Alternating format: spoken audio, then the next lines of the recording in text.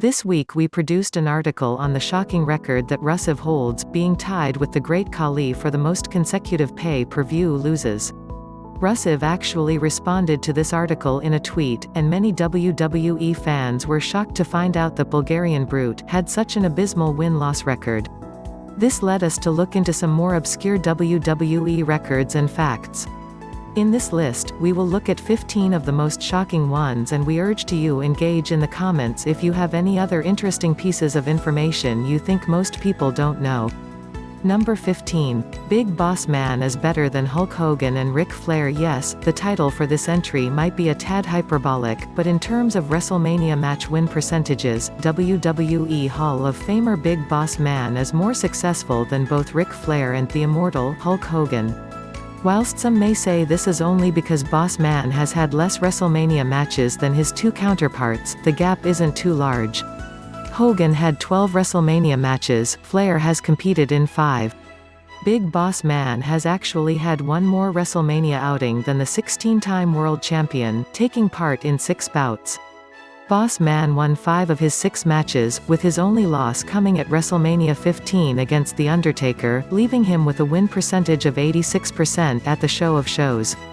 In comparison, Hulk Hogan won 67% of his matches at WrestleMania, whilst two-time Hall of Famer Ric Flair only won 20% of his outings at WWE's flagship event. Whilst Boss Man might be remembered for gatecrashing Big Show's father's funeral, perhaps he should be best remembered for having an incredibly impressive WrestleMania win record. Number 14. Have a rest, mate. Hulk Hogan infamously once said that he worked 400 days a year. However, Greg Valentine boasts an impressive record that is not only shocking but, unlike Hogan's aforementioned claims, actually true. The WWE Hall of Famer is said to have wrestled a staggering 279 matches in 1985. By comparison, Kofi Kingston wrestled the most matches in 2010 with 183, whilst Batista worked the most out of any wrestler in 2007, competing in 141 matches. Whilst Kofi and Batista's numbers are impressive, the duo still competed in 98 and 138 fewer matches than Valentine respectively. This only goes further to emphasize how much of a workhorse Valentine was. Number 13. Multi-Man Mania. The 16th iteration of the Show of Shows, or as it is more commonly known, WrestleMania 2000, featured not a single men's one-on-one match. The only singles bout was a catfight between Terry Runnels and the Cat, and can that even be counted as a proper match? This WrestleMania is viewed as one of the best in history, and it is clear to see why, with matches like Chris Jericho vs. Chris Benoit vs. Kurt Angle and Triple H vs. The Rock vs. Mick Foley vs. Big Show. WWE had such a talented roster that they were forced into unconventionally booking several multi-man matches just to accommodate everyone. Number 12. Becky Who. Becky Lynch arrived on the WWE main roster in July 2015. Bitter rival Ronda Rousey, on the other hand, only debuted in the company in January 2018. This means that Lynch has been in WWE for 3 years and 8 months, whilst Rousey has only been in WWE for 14 months. Becky Lynch has been on WWE's main roster for 2.5 years more than Rousey, but has shockingly competed in fewer pay-per-view singles matches. Whilst Rousey has competed in 8, against the likes of Sasha Banks and Charlotte Flair, Lynch has competed in 1 fewer, having just 7 singles bouts. Interesting, over half of Becky's singles pay-per-view matches have come in the last year, proving how Rousey might be right when she says she was the catalyst for the Becky Lynch ascent. Number 11. What's the Intercontinental Championship? Intercontinental Championship matches have become regular fixtures at WrestleMania, with The Miz vs. Seth Rollins vs.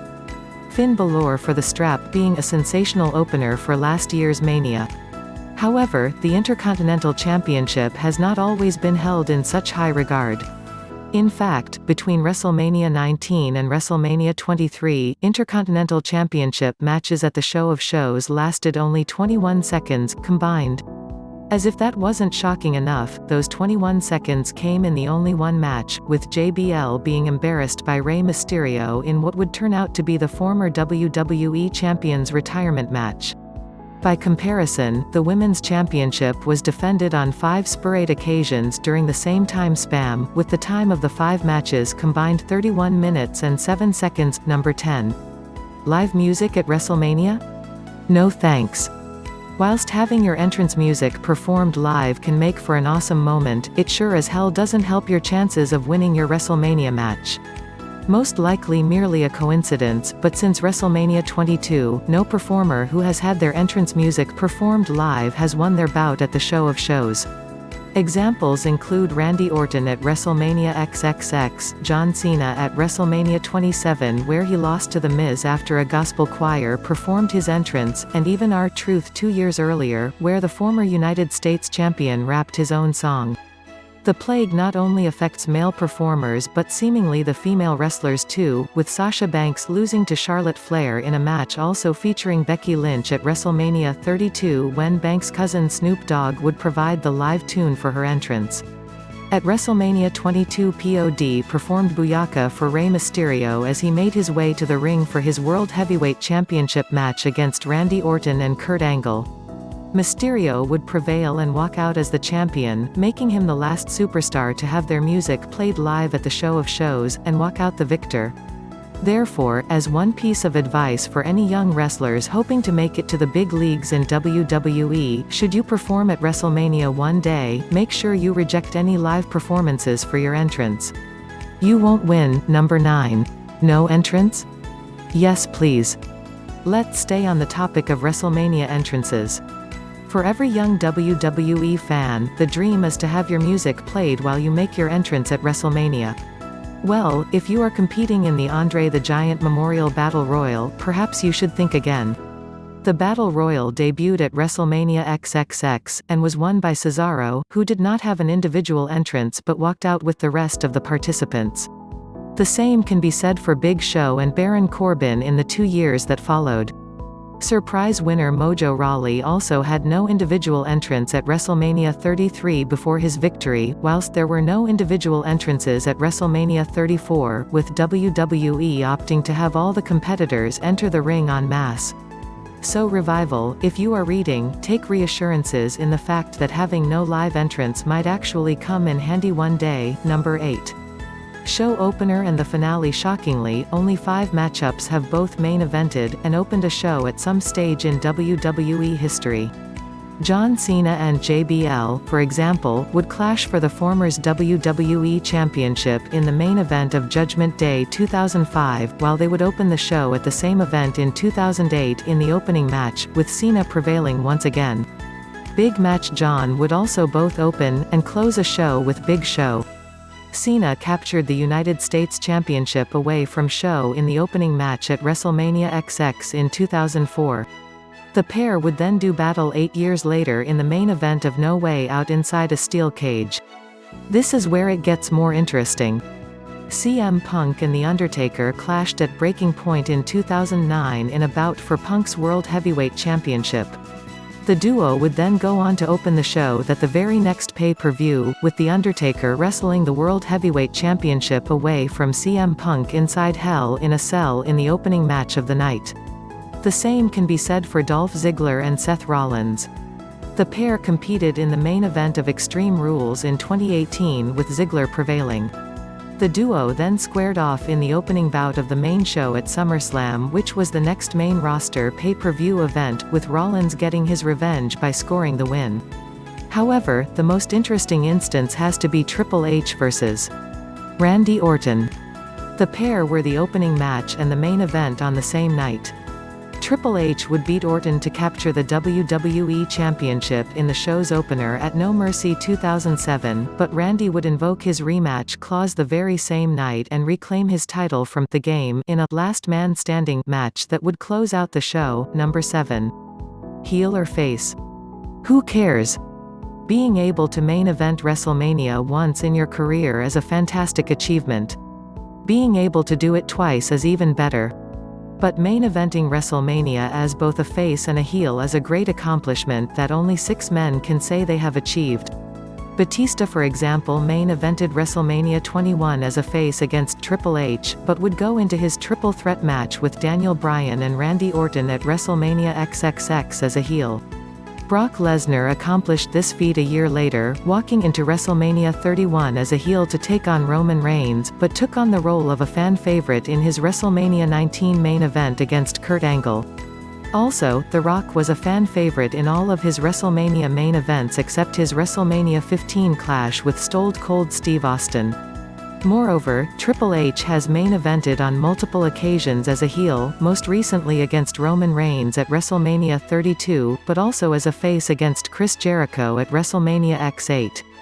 WWE Hall of Famer and best friend of the aforementioned Triple H, Shawn Michaels worked his WrestleMania 14 match with Steve Austin as a heel but played the role of the babyface in his clash at the Show of Shows with Bret Hart 2 years prior. However, the first man to accomplish this feat was Randy Savage, but we'll come back to him later. Number 6. We can go one better. Whilst it is impressive to have main evented WrestleMania as both a heel and a face, only 2 men can say that they have not only achieved that but won the final match of the Show of Shows as both a fan favorite and a villain. The first to achieve this was Triple H. The Game was victorious in the main event of WrestleMania 2000, beating Mick Foley, Big Show and The Rock much to the displeasure of the crowd. However, just 2 years later, Triple H would capture the Undisputed Championship from Chris Jericho in the event's final bout, working this time as a face. Triple H stood alone with this achievement until the main event of WrestleMania 34, where Brock Lesnar would be victorious in his first match as a heel in the main event against Roman Reigns. This would be coupled with his win 15 years prior at WrestleMania 19 in the main event against a heel Kurt Angle. Number 5. The one and only Randy Savage. Whilst 6 men have main evented WrestleMania at some stage in their careers as either a heel or a babyface, only one man can say that he achieved that at consecutive events, and that man is Randy Savage. Randy Savage walked into the main event of WrestleMania IV as a pure babyface and prevailed over Ted DiBiase to capture the vacant WWE Championship, celebrating with both Miss Elizabeth and Hulk Hogan in the ring. Hogan and Elizabeth would prove integral Savage's turn to the dark side, with Randy becoming increasingly jealous at the friendship between Hulk and his wife. This would lead to a heel Savage taking on a babyface Hogan at WrestleMania the following year, both events interestingly taking place at Trump Plaza.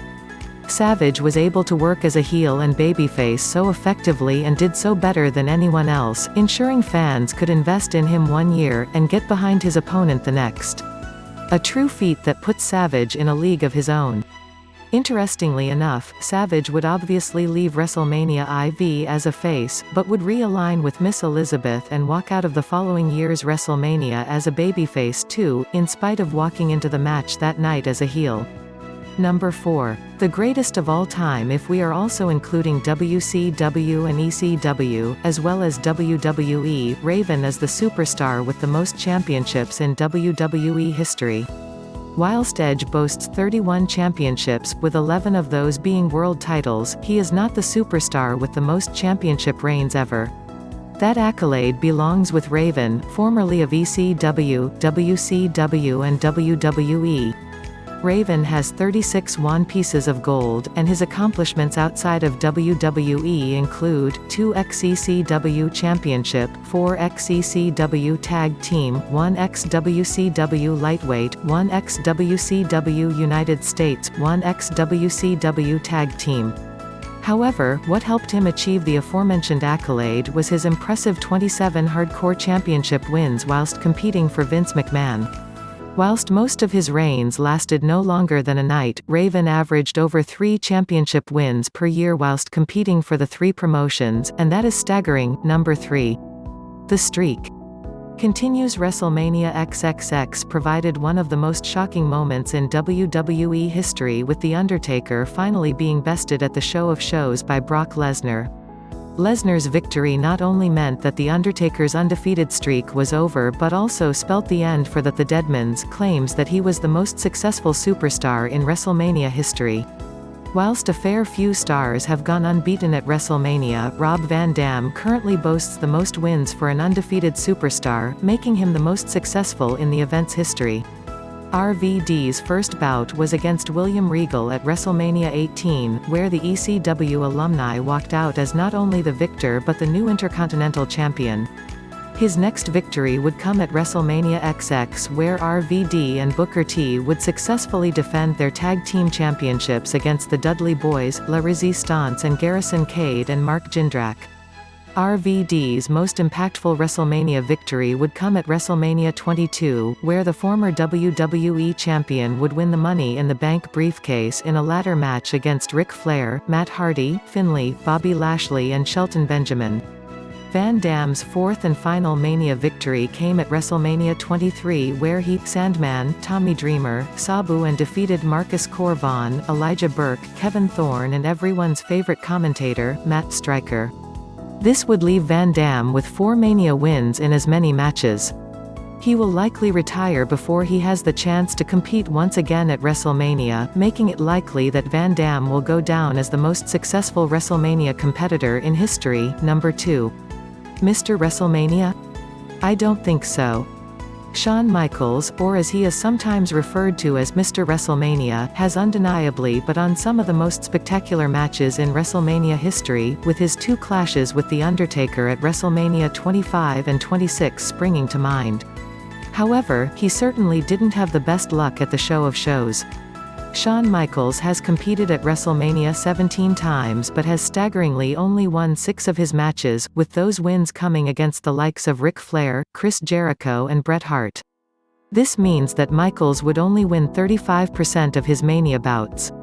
With Michaels returning from retirement to team up with Triple H to take on The Undertaker and Kane at Crown Jewel, could we see Shawn Michaels return for one last WrestleMania bout in an attempt to prove his win record that is certainly far from flattering? Number 1. Lacking in height? Not an issue when asked who the greatest wrestler of all time is. Some people would say The Undertaker, Shawn Michaels, Kurt Angle or Ric Flair. However, if we are judging this solely on win percentages, the greatest contracted male wrestler in WWE history is El Torito. And no, that isn't just because he had just a few matches in WWE and won most of them. Torito competed 73 times for the company, winning 92% of his matches. However, he is not the most successful wrestler regardless of gender in this regard. That accolade goes to Ronda Rousey, with the Raw Women's Champion having 26 won of her 27 matches so far in WWE, giving her a 96% win record.